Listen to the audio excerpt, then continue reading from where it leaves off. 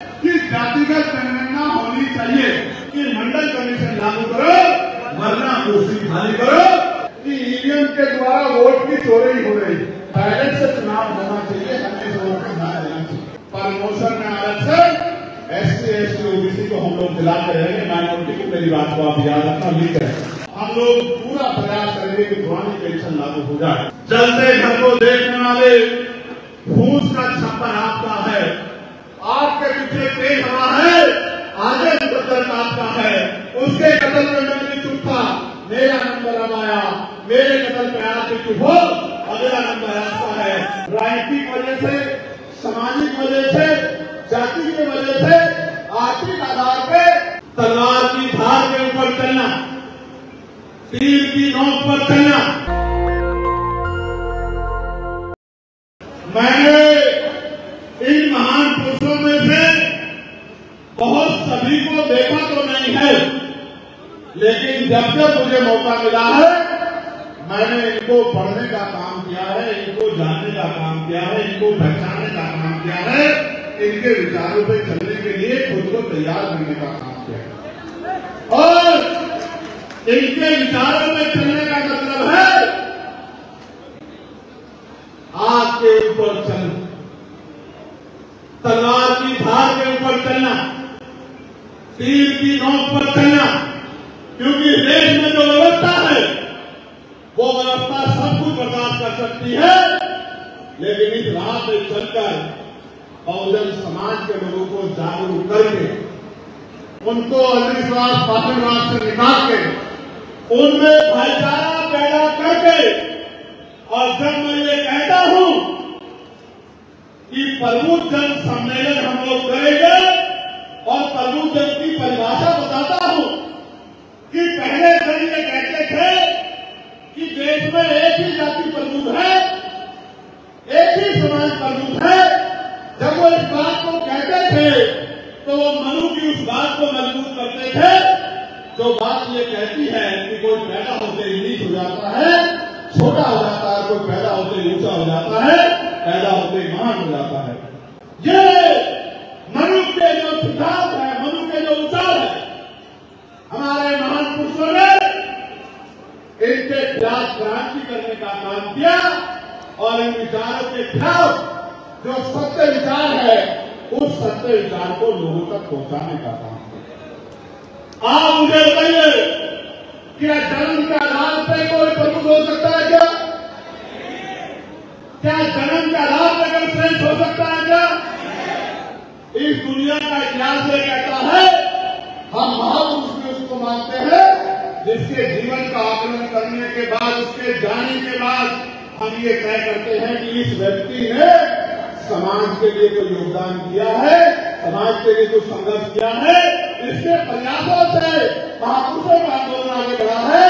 उनके जाने के बाद, क्योंकि जीते जीते हम उनका विरोध करते हैं राजनीतिक वजह से, सामाजिक वजह से, जाति की वजह से, आर्थिक आधार पे, लेकिन जब वो चला जाता है तो हम भी दबे स्वर में कहते हैं कि असली आंदोलन तो यही चला रहा था, हम तो अपने बीवी बच्चों के लिए, अपने परिवार के लिए काम कर रहे हैं। प्यारे साथियों, इसलिए मैं कहता हूं कि हम वंचित समाज का वो तबका जो डॉक्टर है, इंजीनियर है, प्रोफेसर है, वकील है, IITN है, जो किसानी करता है, जो मेहनत करता है, जो लिखने का काम करता है, इस वर्ग में जो पढ़ लिखकर जिसने समाज को, प्रदेश को, देश को कुछ देने का काम किया, वो सब प्रबुद्ध है। क्या ये बात मैं गलत कहता हूं? जोर से बताइए, क्या ये बात गलत कहता हूं? मैं आपको बताना चाहता हूं, अभी मैं दुबई गया था 2 दिन के लिए। जब मैं दुबई गया तो मैंने वहां बड़े बड़े बिल्डिंग देखे। एक वहां बड़ी बिल्डिंग है जिसका नाम है बुर्ज खलीफा। बादल उससे नीचे है, वो बादल से ऊपर है। लगभग 165 मंजिला वो इमारत है। देखने छू रही है। लेकिन मैं आपको बताना चाहता हूं, वहां से 17-18 में गणना हुई थी तो 35 लाख लोग वहां इस भारत से गए हुए वो लोग थे जो वहां मजदूरी करके उन बिल्डिंगों को बनाने का काम। ये वो लोग हैं जो उस बिल्डिंगों में जिनका खून लगता है, पसीना लगता है, उनकी हड्डियां लगती है, जिनके संघर्ष से वो बड़ी बड़ी बिल्डिंगें बनती है, उनकी मिट्टी में, उनकी बुनियाद में किसका खून शामिल है इसको कोई नहीं जानता। लोगों को लगता है देश हवा में बन गया, लोगों को ये नहीं पता इस देश को बनाने के लिए इस देश के हकवंचित समाज ने, कमजोर समाज ने अपनी पीठ तोड़वा ली है, अपने कंधे तोड़वा लिए हैं, अपने घुटने खत्म करवा लिए हैं और पसीना और खून लगा के इस देश को आगे बढ़ाने का काम किया है। इस बात को ना कोई जानना चाहता है और जो जानते हैं वो जानबूझ के सम्मान नहीं देना चाहता। कानपुर की सड़कों को कौन समझाता? जो कहा जाता है कि इंदौर सबसे सुंदर है, इंदौर सबसे स्वच्छ है, उस इंदौर को स्वच्छ कौन बनाता? नेता, मंत्री, अधिकारी। ये मेरा समाज है जो हकवंचित समाज जो इस सड़कें साफ करके, इसकी गंदगी उठा के, सीवर करके, मैला सर में रख के इन शहरों को साफ करने का काम करता है। ये बात मैं आपको इसलिए बता रहा हूं। लोग का पेट भरने का काम कौन करता है? खेती किसानी कौन करता है? ये हकवंचित समाज करता है, ये मेरा समाज करता है, तब लोगों के घर का खाना मिलता है। इसलिए मैं कहता हूं कि यहां बैठी मेरी भाई बहने ये जो आई है आशीर्वाद कराने में, ये प्रबुद्धन है जो अपना घर चलाते हैं, ये जो मेरे सामने बैठे हैं जो संघर्ष करते हैं, ये प्रबुद्धन है। और ये जो इस मंच पर बैठे हैं तमाम दलित, पिछड़े, मुसलमान, आदिवासी जो इस देश को, प्रदेश को सींचने का काम कर रहे हैं, ये सब प्रबुद्धन है।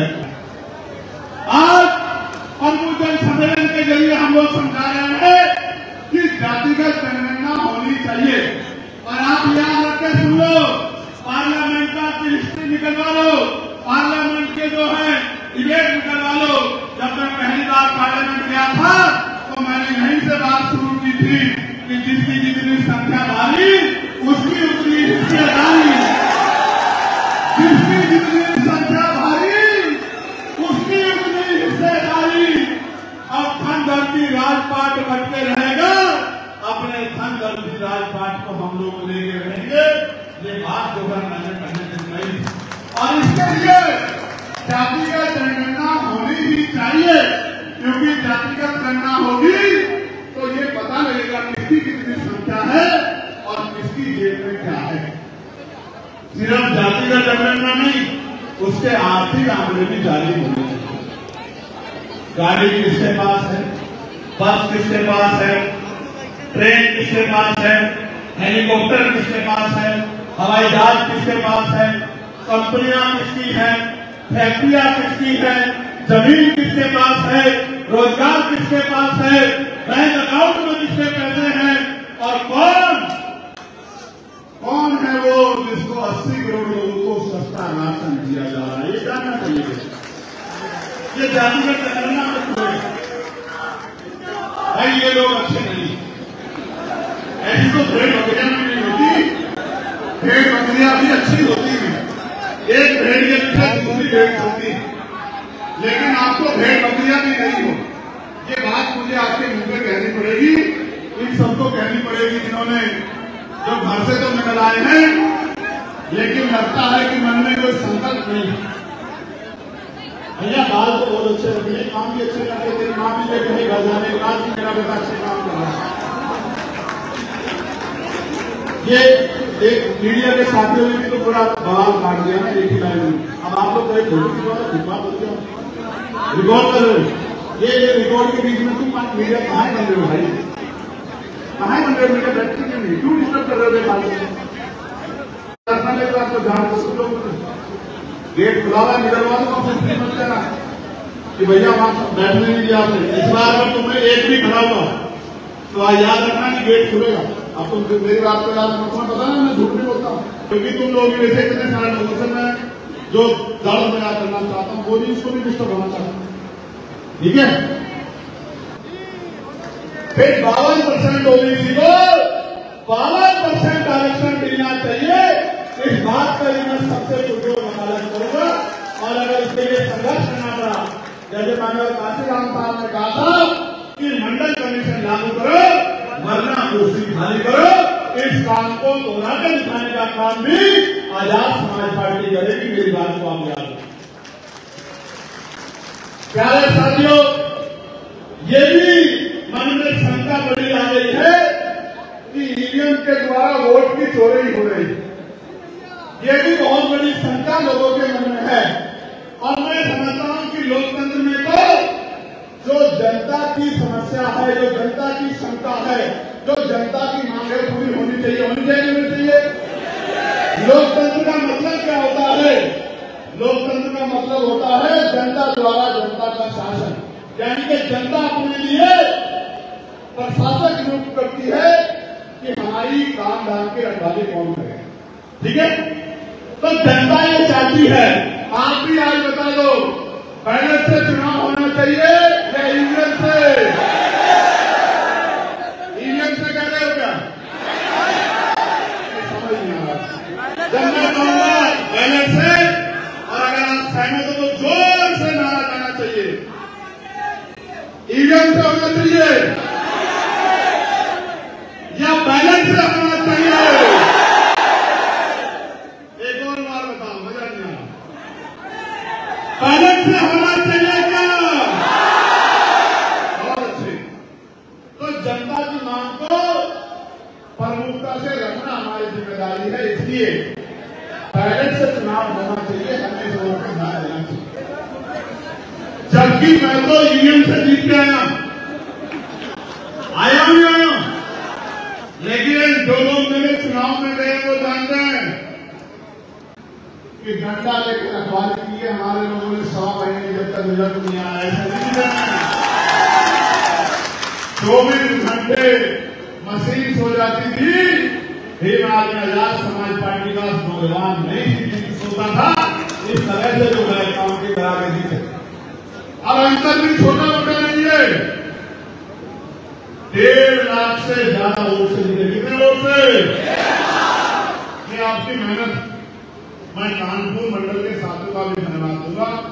जब मैं वो चुनाव लड़ रहा था, आपने अपनी मेहनत की कमाई के पैसे जुटा जुटा के यहां से भेजे।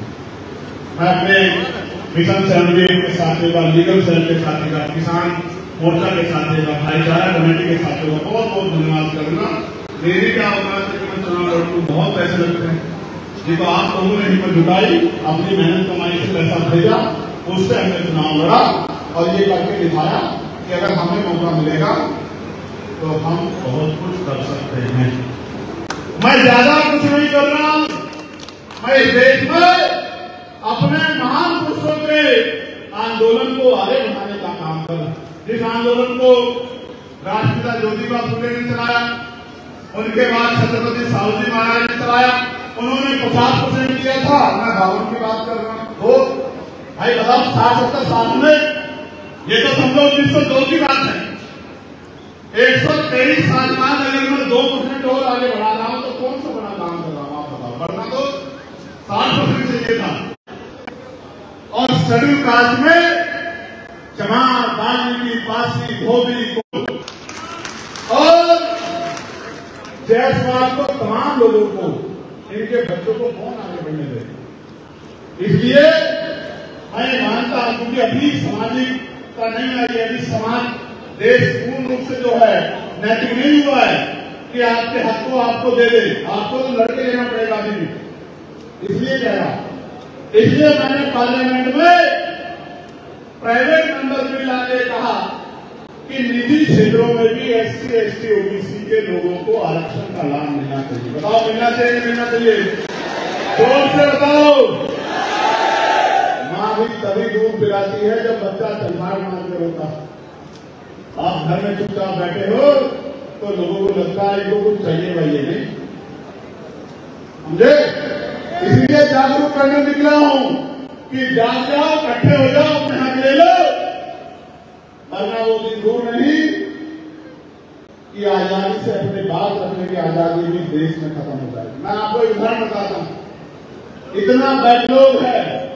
आज ही मैंने रिपोर्ट पढ़ी, मैं एयरपोर्ट पे था, एक इतना बड़ा विमान हादसा हुआ, 300 के लगभग लोगों की जान चली गई। और आज की मैं रिपोर्ट कर रहा था कि 53% बैकलॉग है, 53% नियुक्तियां खाली पड़ी हुई है। लेकिन सरकार को नहीं समझ में आता कि 53% नियुक्तियां भरनी है। आप समझो 2 आदमी का काम 1 आदमी से ले रहे, इसलिए कई बार नुकसान उठाना पड़ रहा। तो ये मांग भी हमने प्रबुद्धन सम्मेलन के जरिए अपने लोगों तक पहुंचाने का काम किया। प्यारे साथियों, क्योंकि बातें बहुत सारी हैं और उन पर आपसे चर्चा करनी, इसलिए मैं यहां से शुरू करूंगा कि मैंने पार्लियामेंट में सरकारी सिस्टम किस तरह सुधरे अस्पतालों में, इसके लिए ये मांग रखी थी कि अगर इसको सुधारना है तो हमें सबसे पहले सरकारी हॉस्पिटल में ये सुनिश्चित करना पड़ेगा कि नीति बनाने वाले और नीति लागू कराने वालों के परिवार का हित उससे जुड़ जाए। कैसे? नीति बनाने वाले यानी कि संसद में, लोकसभा में, राज्यसभा में, विधानसभा, विधान परिषद में या नगर पालिका, नगर परिषद में या ग्राम पंचायत में जितने भी प्रतिनिधि हैं संवैधानिक पदों पे, चाहे वो ग्राम पंचायत का मेंबर हो, चाहे महामहिम राष्ट्रपति जी हो, चाहे प्रधानमंत्री हो या गांव का प्रधान हो, चाहे जिला पंचायत का सदस्य हो या जिला पंचायत का अध्यक्ष हो, नगर पंचायत का चेयरमैन हो या नगर निगम का मेयर हो या विधायक सांसद हो, मंत्री मुख्यमंत्री हो या मुख्यमंत्री हो या केंद्रीय मंत्री हो, सबके बच्चों का और उनका इलाज सरकारी हॉस्पिटल में होना चाहिए। और उसी तरह से जितने अधिकारी कर्मचारी हैं, चाहे हमारे केंद्रीय सचिवालय के अधिकारी हो या ग्राम पंचायत में सबसे जो छोटी इकाई है वहां सेक्रेटरी, जिसको हम सचिव कहते हैं, वो चाहे कानून हो, तहसीलदार हो, नायाब हो, एसडीएम हो, एडीएम हो, डीएम हो, कमिश्नर हो या अपर सचिव हो, मुख्य सचिव हो, प्रमुख सचिव हो, जितने भी पद हैं, चाहे पुलिस के हमारे सिपाही हो, चाहे मास्टर हो, डॉक्टर हो, सबके बच्चों का इलाज बीमार होने पर उनका इलाज सरकारी अस्पताल में होना चाहिए। और जो डॉक्टर का इलाज कर रहा है उसके बच्चों का इलाज भी, उसका इलाज भी सरकारी अस्पताल में होना। आप देखना जिस दिन ये पॉलिसी लागू हो जाएगी, ऐतिहासिक क्रांति हो जाएगी, शानदार बिल्डिंग होगी, सारी सुविधाएं होंगी, पूरे डॉक्टर होंगे, स्टाफ की कमी नहीं होगी, अनगिनत काउंटर होंगे, दवाइयां भी वहां मिलेगी, टेस्ट भी वहां होंगे, जेब भी नहीं कटेगी और जान भी नहीं जाएगी। मेरी बात को याद रखना, जान भी बचेगी और समाज भी बचेगा और जेब भी नहीं कटेगी, क्योंकि मानव जीवन सबसे अनमोल है, इसकी रक्षा होनी चाहिए। मैंने अपने पिता को अपने पैसे की कमी के कारण किसी और के पिता की, किसी बहन की, किसी भाई की, किसी के पति की, किसी की मां की, किसी के बच्चों की जान न जाए, इसका फैसला हमें करना पड़ेगा। वरना वो दिन दूर नहीं कि क्षेत्र मदीना में, बिल्लोर में मुझे जान के बड़ी तकलीफ हुई।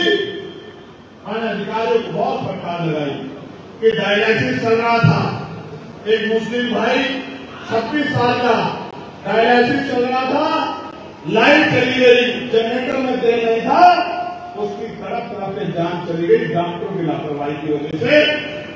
आप समझिए, जिस अस्पताल में, सरकारी अस्पताल में जनरेटर नहीं है, जनरेटर में तेल नहीं है, आप समझिए कितना बड़ा भ्रष्टाचार हो। इसलिए ये पहली घटना नहीं है, इससे पहले भी गोरखपुर में बहुत जगह पे इलाज की कमी के कारण, ऑक्सीजन की कमी के कारण बहुत सारे लोगों की जान गई, बहुत सारे बच्चों की जान गई। दूसरा, एक क्रांति और करनी है, सरकारी स्कूलों की हालत बदलनी। और आपने देखा ये सरकार तो सरकारी स्कूल बंद कर रही है, 22,000 है, 22,000 सरकारी स्कूल बंद करने का काम ये उत्तर प्रदेश की सरकार कर रही है। मुझे बताओ, कटियार साहब आप प्रोफेसर हैं, सरकारी स्कूल में किसके बच्चे पढ़ते हैं बताओ? अमीरों के या गरीबों के? ईमानदारी से बताओ। गरीबों के, किसानों के, मजदूरों के भविष्य बदलता स्कूल से। मैं प्राइवेट स्कूल में पढ़ के आया हूं, मैं सरकारी स्कूल में पढ़ा था, मैंने ग्रेजुएशन सरकारी स्कूल में की है। तो मेरे जैसा आदमी सरकारी स्कूल से पढ़ के वकील बन सकता है, लोकसभा का सांसद बन सकता है। उन सरकारी स्कूलों को एक योजना के तहत बंद किया जा रहा है कि सरकारी स्कूल बंद हो और प्राइवेट स्कूल वालों की मौज आए, सरकार को डोनेशन मिले और गरीबों के बच्चों का भविष्य खराब हो जाए। किसान का बेटा किसान बने और मजदूर का बेटा मजदूरी बने, मजदूर का बेटा वकील डॉक्टर इंजीनियर IAS ना बने। ये सोची समझी साजिश है, हमें ये समझना पड़ेगा। इसलिए मैंने पार्लियामेंट में कहा कि भाई एजुकेशन पॉलिसी अच्छी होनी चाहिए। सबके पास समस्या है, सब कहते हैं ये समस्या ये समस्या। मैंने पार्लियामेंट में समस्या का जिक्र नहीं किया, मैंने समाधान का जिक्र किया। उन्होंने कहा कैसे अच्छी करोगे? मैंने कहा अच्छी ऐसे होगी जब नीति बनाने वाला और लागू कराने वाला, यानी कि जो संवैधानिक हो गए, जिसका मैंने जिक्र किया था, राष्ट्रपति हो या ग्राम पंचायत के मेंबर की संतान, सबको शिक्षा एक समान, सबको शिक्षा एक समान।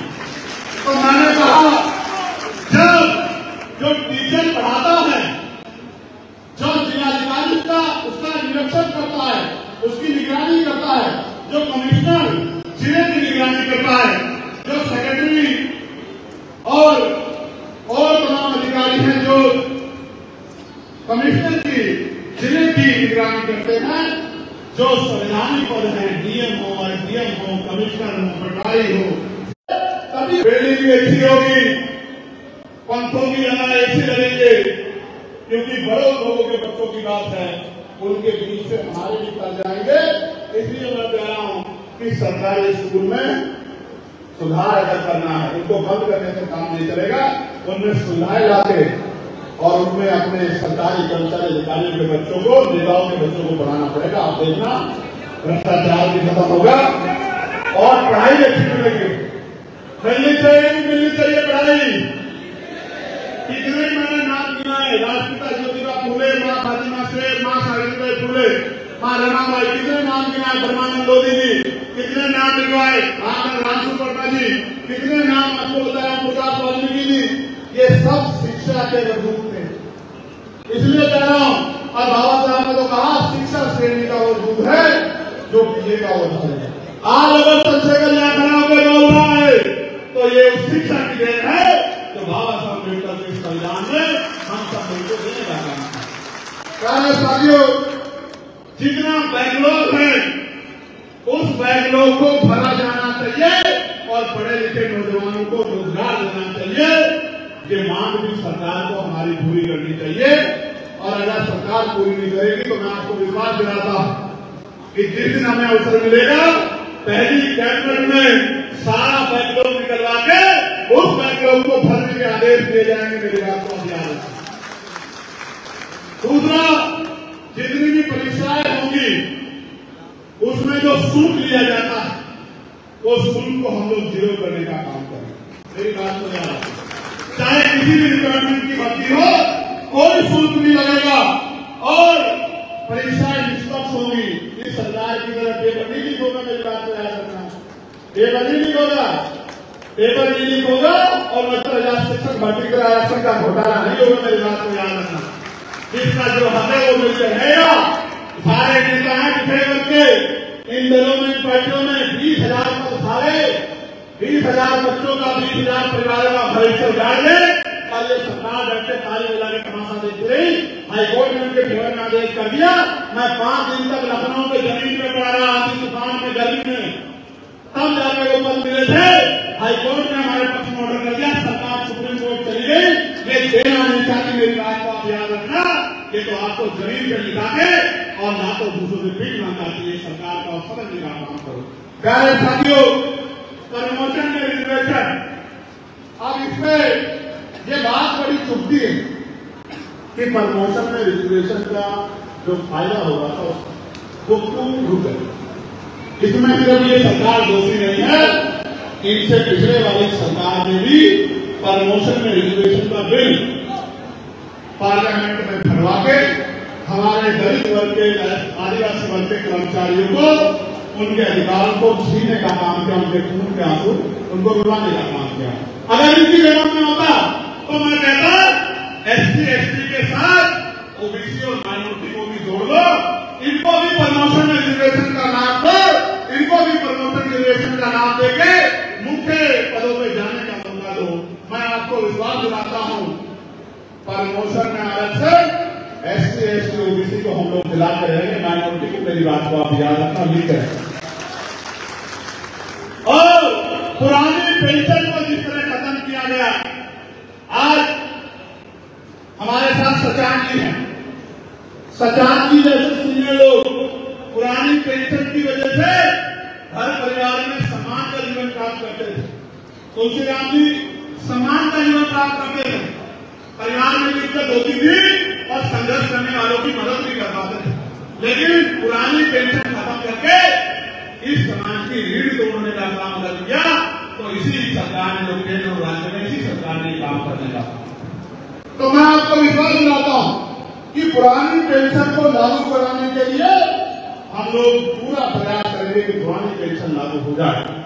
प्रत्येक गांव में पक्की सड़कें बनाने के लिए, और जो बिजली का बिल है, आप बताओ बिजली विभाग को निजीकरण की भेंट चढ़ा रहे हैं, देखा नहीं देखा, तो सुना नहीं सुना। आज 1 लाख परिवारों को उनकी सरकारी नौकरी छीनने का और तमाम तरह से जो आप सुनना मेरी बात को क्यों कर रहे हैं प्राइवेट, आपको पता है, जानना चाहते हो? बिजली प्राइवेट होगी तो महंगी होगी तो गरीब लोग सोलर की तरफ भागेंगे, और सोलर का काम किसके पास है?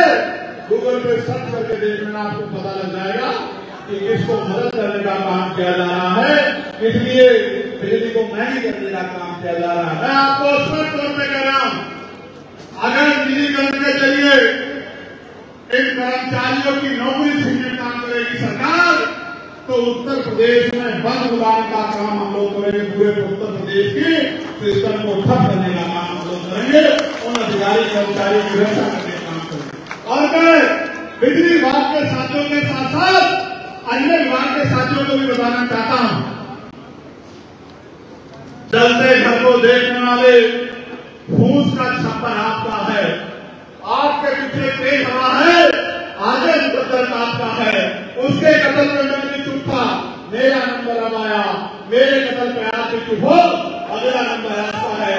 आज दिल्ली विभाग के जो लोग चुप है, अधिकारी कर्मचारी दूसरे ढालोगे, कल आपके विभाग का नंबर आएगा, तब एक ही आदमी आपके लिए खड़ा होगा, एक ही संगठन आपके लिए खड़ा होगा, एक ही पार्टी आपके लिए खड़ी होगी, वो है भीम आदमी आजाद समाज पार्टी, और आपके लिए संघर्ष करने वाला भाई चंद्रशेखर आजाद। प्यारे साथियों, आज कानून व्यवस्था का क्या हाल है? कानून व्यवस्था का यह हाल है, गरीबों की बच्चों की अस्मतें लूट रही हैं, उनके घरों को जलाया जा रहा है, उन्हें मार पे लटकाया जा रहा है, कोई सुनने वाला नहीं है। कौशाम्बी में क्या हुआ? कौशाम्बी में जिस परिवार को अपमान झेलना पड़ा, उसी परिवार के लोगों को जेल जाना पड़ा। कौशाम्बी में 5 समाज के लोगों के साथ क्या हुआ? हमारी टीम वहां गई थी, और बहुत जल्द मैं भी कौशाम्बी के परिवार से मिलने के लिए जाऊंगा। इस मंच से आपको ऐलान करके कह रहा हूं, उनकी लड़ाई लड़ने का काम करूंगा। मैंने मांग की है उसमें सीबीआई जांच हो, सरकार अगर सच्ची है तो सीबीआई जांच करा दे, दूध का दूध पानी का पानी करा दे, अगर जो दोषी हो उसमें कार्रवाई होनी चाहिए। लेकिन सरकार की तरफ से दोषियों को बचाने का काम सरकार न करे, इसके परिणाम घातक होंगे। लेकिन पाल समाज पिछड़ा बन जा गया, ये कुर्सी भी आपके नीचे से ठीक लेगा, जिस कुर्सी पे बैठ के दम कर रहे हो, दम कर रहे हो, मेरी बात को याद है। एक घटना नहीं है, आप कोई सा जिला उठा लो उत्तर प्रदेश का, रोज हत्याएं हो रही हैं, रोज हत्याएं हो रही हैं, रोज घर जलाए जा रहे हैं, रोज जमीन छीनी जा रही है, रोज मारा पीटा जा रहा है जाति के आधार पे। और इस कानपुर में आ जाओ, दूर दूर जाते रहो, सीएम ईमानदार था तो निलंबित हो गया, हो गया नहीं हो गया एक कानपुर में? हुआ नहीं हुआ? कल ही तो हुआ है शायद, कल परसों में ही तो हुआ, भूल तो नहीं गए। सीएमओ को कह रहे हैं सिस्टम का हिस्सा बन जाओ। कौन से सिस्टम का हिस्सा बनाना चाहते हैं? सीएमओ ने कहा सिस्टम का हिस्सा नहीं बनूंगा। सीबीआई ने जिस संस्था को चार्जशीट की है उसको काम नहीं दूंगा, तो सीएमओ निलंबित हो गए। और सीएमओ बेचारे पीसी करके कह रहे हैं कि मेरे साथ अन्याय हो गया, और आधी सरकार उनकी तरफ है और आधी सरकार दूसरों की तरफ। और मैं यहां से सीएमओ साहब को कहना चाहता हूं, समाज में रहोगे तो आपकी तरफ हाथ उठाने से पहले 1000 बार चंद्रशेखर आजाद से लड़ना पड़ेगा, सरकार हो जाएगी। और अगर उन्हीं के गुणगान गाओगे, उन्हीं की बात बोलोगे, उन्हीं की बोली बोलोगे, उन्हीं के विचार में रख जाओगे, तो निलंबित भी होंगे, तमाम तरह का अपमान सहना पड़ेगा, कोई पूछ नहीं आएगा। मेरी बात को संदेश के तौर पर कह रहा हूं। इस मंच से सीएमओ के माध्यम से तमाम अधिकारी कर्मचारियों को कह रहा हूं, पिछड़े दलित वर्ग के, मुस्लिम समाज के और न्याय प्रशासन समाज के अधिकारी कर्मचारियों को कह रहा हूं, अभी भी वक्त है। आप बहुत बड़ी जिम्मेदारी आपके कंधों पर, समझदारी से काम करो। समाज साथियों, प्रदेश भर में मॉब लिंचिंग की घटनाएं हो रही, मॉब लिंचिंग, और स्पेशली मुसलमानों को तो टारगेट करके, हमारे यहाँ मुस्लिम समाज के लोग बैठे, मुसलमानों को तो टारगेट करके मारा जा रहा है। अगर जांच भी नहीं होगी तो पता लग जाए कि मुस्लिम नाम है, बुलडोजर चलेगा, पीटा जाएगा, गोली लगेगी, खान दे दी जाएगी। और अगर पता लग जाए कि मुख्यमंत्री के परिवार के लोग हैं तो कितना बड़ा अपराध करने, कोई सजा नहीं होगी, पूरी छूट दी जाएगी, और अपराध करो और मत करो, कोई पूछने वाला नहीं।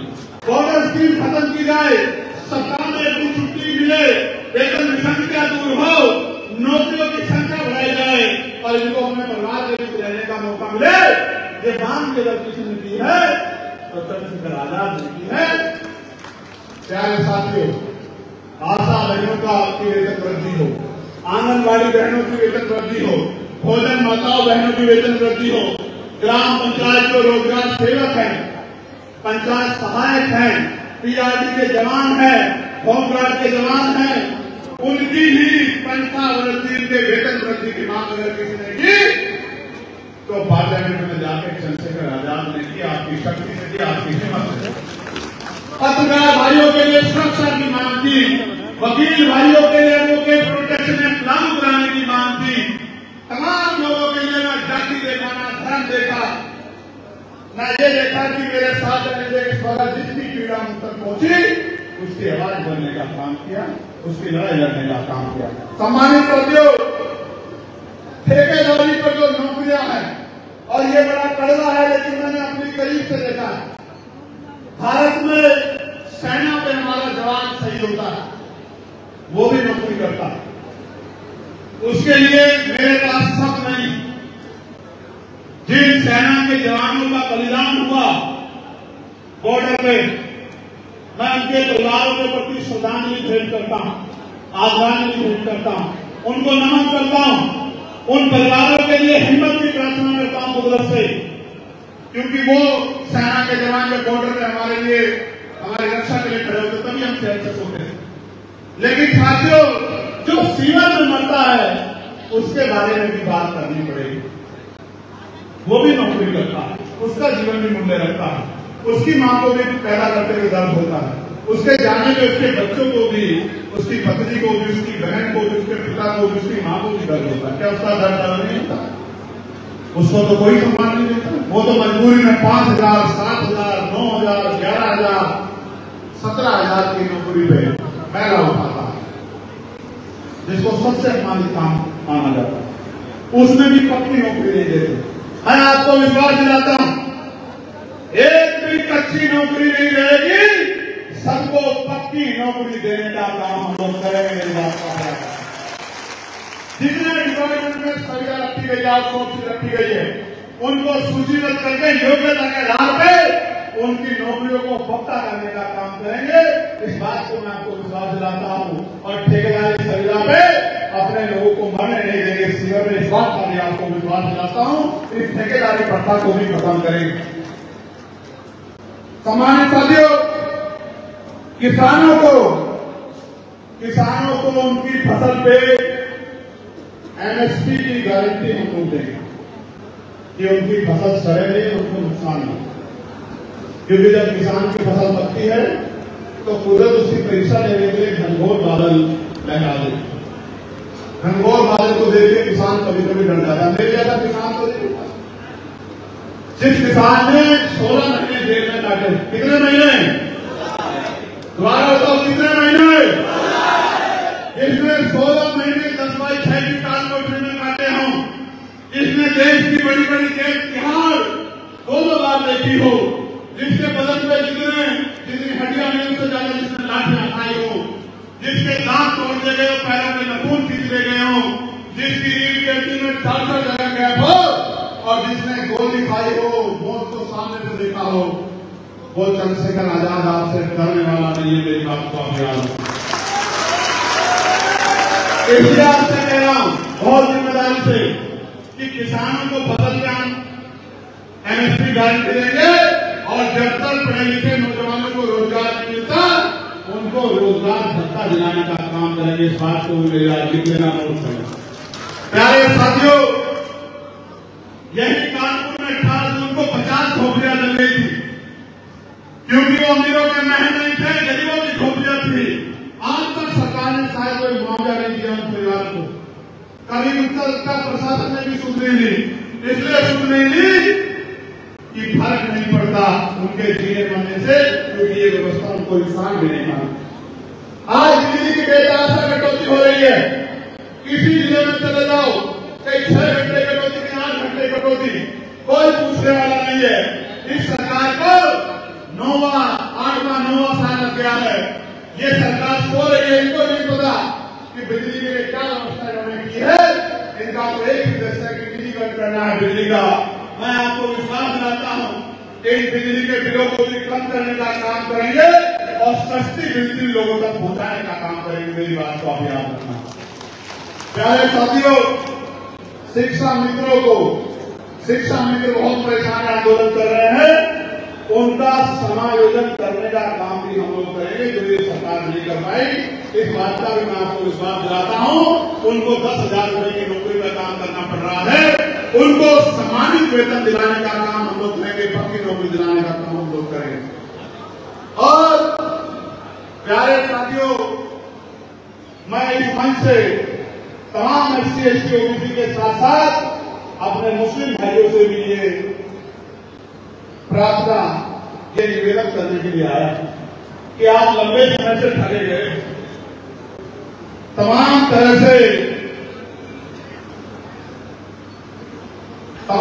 से चुनाव के समय आपको लुभावनी बातें करके आपको ठगने का काम किया जाता। और जब आपके नेताओं पे अन्याय होता है या आपके समाज पर अन्याय को पूछने वाला नहीं होता।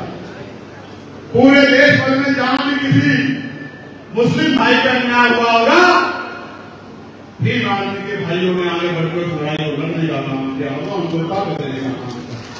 मैं आपको कहना चाहता हूं, आपने सबको मौका दिया है, एक मौका चंद्रशेखर आजाद को भी आपको देना चाहिए। देना चाहिए बताओ, देना चाहिए और हाथ उठाने बताओ, देना चाहिए। एक मौका देने के बाद दोबारा किसी नेता की जरूरत नहीं पड़ेगी। इस बात का मैं आपको विश्वास दिलाता हूं। आपको भी आपके सम्मान और रिश्तेदारी के साथ आगे बढ़ाया जाएगा। जितनी संख्या हमारी उसकी हिस्सा। प्यारे साथियों, शहीद मेजर सलमान खान बस अड्डे पर उनके नाम का बोर्ड जो अभी तक नहीं लगा है, उसको लगवाने के संबंध में एप्लीकेशन आई। मैं इसके लिए अधिकारी से बात करूं, लेकिन अब मैं आपको भी कुछ काम बताना चाहता हूं। पहले आप बताओ, क्या आप मेरी मदद करोगे नहीं करोगे? बताओ, क्या आप इस मूवमेंट को आगे बढ़ाने में मदद करोगे नहीं करोगे? बताओ। ये दोनों हाथ उठाके बताओ। जब एक हाथ उठाएगा उसकी नहीं मानूंगा। जैसे हमारे एक सज्जन ने जो कैब लगा के बैठे एक ही हाथ उठाया, मेरी नजर तो सब पे रहती है, जब दोनों हाथ उठाएंगे तभी मैं मानूंगा। माँ बाप ने दोनों हाथ उठा लिए। अब आप गौर से मेरी बात को सुनो, बहुत शांति से। आप कौन है? आपसे सबसे महत्वपूर्ण बात देखो भाई, उनके मुकाबले का मीडिया तो हमारे पास नहीं है, नहीं है ना? उनके मुकाबले का धन तो हमारे पास नहीं है, साधन तो हमारे पास नहीं है, उनके मुकाबले की का बाहुबल तो हमारे पास नहीं है। तो हमारे पास क्या? जैसे मान्यवर ने कहा था कि हमें अपने छोटे छोटे साधनों से बड़े बड़े कामों को अंजाम देना। और उन्होंने ये भी कहा कि मुर्दा लोग मिशन नहीं चलाते और जिंदा लोग मिशन को रुकने नहीं देते। मैं आज आपको विश्वास दिलाता हूं, जीवन में आपकी किसी से नाराजगी हो सकती है, विधानसभा स्तर में आपकी किसी से नाराजगी हो सकती है, प्रदेश स्तर पर मंडल स्तर पर आपकी नाराजगी हो सकती है, लेकिन ये नाराजगी व्यक्तिगत नहीं है, ये आंदोलन वैचारिक है। हमें पीछे नहीं हटना किसी की बातों से, हमें लगातार आगे बढ़ना है और इस कारवां को मंजिल तक पहुंचाना है। और मंजिल तक पहुंचा के उन गरीब माओं के आंसू पूछने हैं, उन गरीब बहनों के आंसू पूछने हैं, उन भूखे पेटों में रोटी पहुंचानी है, उन टूटे छपरों को मकान में बदलना है और उन उदासी वाले चेहरों पर खुशी लानी है, रोज। ये काम अकेले हम सब लोग नहीं कर सकते जब तक आपका साथ नहीं देगा। आप जब तक घर से निकल के, क्योंकि जब हम 8 घंटे अपना घर चलाने के लिए मेहनत कर सकते हैं, तो जिन महापुरुषों के कार्य से, संघर्ष से हमें ये स्वाभिमान का जीवन मिला है, उस संविधान की रक्षा के लिए, बाबा साहब अम्बेडकर के आंदोलन को मजबूत करने के लिए, काशीराम साहब के संघर्ष को मजबूत करने के लिए, आरएसएस संघ के संघर्ष को पूरा करने के लिए, क्या हम 1-2 घंटे भी अपने घर से निकल के काम नहीं कर सकते? आने वाली पीढ़ी हमसे पूछेगी कि जब सब कुछ लूट रहा था, निजीकरण हो रहा था, संविधान पे हमला हो रहा था, सरकारी नौकरियां खत्म हो रही थी, जब हमारे लोगों को मारा पीटा जा रहा था, जब खेती की जमीन लूट रही थी, तब आप लोग क्या कर रहे हैं? क्या जवाब दोगे का सवाल? क्या पीढ़ी आपको पूछेगी? नहीं पूछेगी, जरूर पूछेगी। क्या जवाब दोगे? क्या देने आए थे? क्या लेकर जाओगे? इसका जवाब आपसे पूछा जाए। जिसके जीवन में कोई लक्ष्य नहीं होता, उसका जीवन, उसका आना जाना व्यर्थ होता।